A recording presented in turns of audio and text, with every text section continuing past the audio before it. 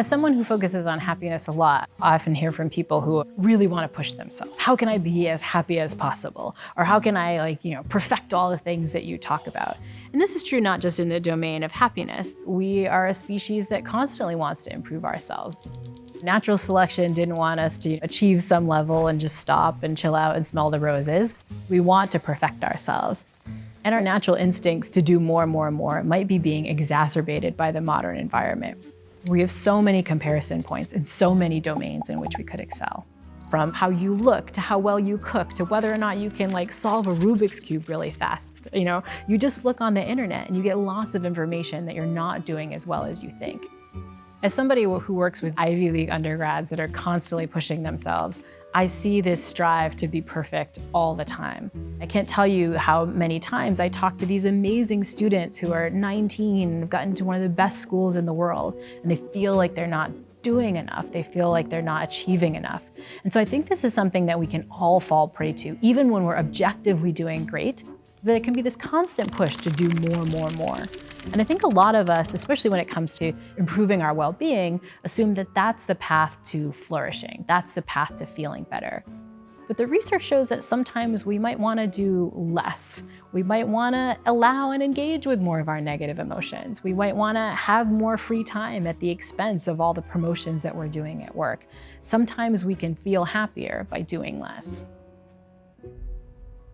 This push for more, more, more and being better, better, better has two impacts. One is I think it collectively hurts our societal well-being. Being in this kind of meritocracy where we could all be the best of the best if we keep competing with one another and fighting ourselves, that doesn't lead to a great society. It leads to a very individualist society where we're all selfishly looking out for ourselves. It doesn't lead for the kind of collective harmony and the kind of collective goodwill that we want as a society. But it has a second bad impact, which is that I think it negatively impacts our own happiness. The evidence really suggests that our well-being seems to come from being other-oriented, from extending compassion to other people and to ourselves. Pushing ourselves endlessly like this sort of horrible drill instructor is not a great recipe for our own improved happiness either. One of the best ways to address this sort of push, push, push culture internally and how it's affecting our own happiness is to engage with a little bit of self-compassion. There's lots of evidence from the researcher Kristen Neff at UT Austin that engaging in self-compassion can allow us to perform better, but not to try to perform in ways where we're perfect all the time.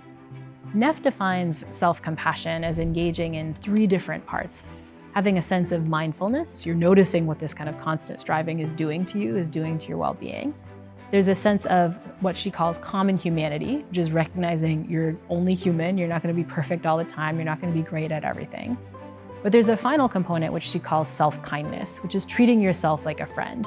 And that doesn't mean letting yourself off the hook, having no ambition whatsoever, but it means having realistic ambition, that you kind of push yourself, but you push yourself in a kind and often curious way, recognizing your limits. Neff finds that the act of engaging in more self-compassion, perhaps ironically, causes us to perform better. We're less likely to procrastinate because we're not beating ourselves up all the time.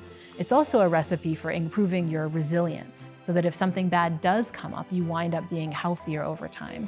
She even finds that it's a way to reduce the kind of post-traumatic stress disorder that can come from really awful circumstances. And so this act of treating ourselves with some self-compassion, ironically, is a path towards performing better, not worse. We need to embrace not this kind of drill sergeant metaphor of motivating ourselves, but motivating ourselves like we might motivate a friend or someone we really care about. Even if we're committed to engaging with self-compassion ourselves, it can be hard to be in a society that's like hustle culture all the time.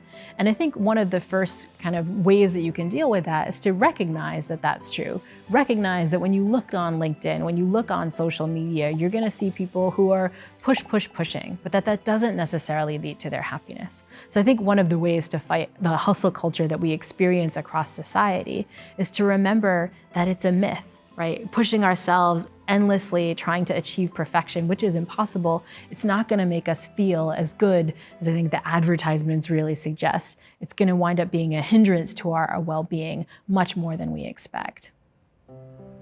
We all can get swept up in this culture of wanting to do more. And so if you're feeling like, oh, I want to be kind to myself, but I really don't want to let go of the ambition, one thing to recognize is that giving yourself the benefit of the doubt, treating yourself like a friend, is the way to perform better.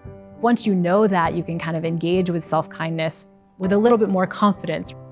Another thing to remember is that this culture of hustle, hustle, hustle often winds up putting us in an individualist mindset.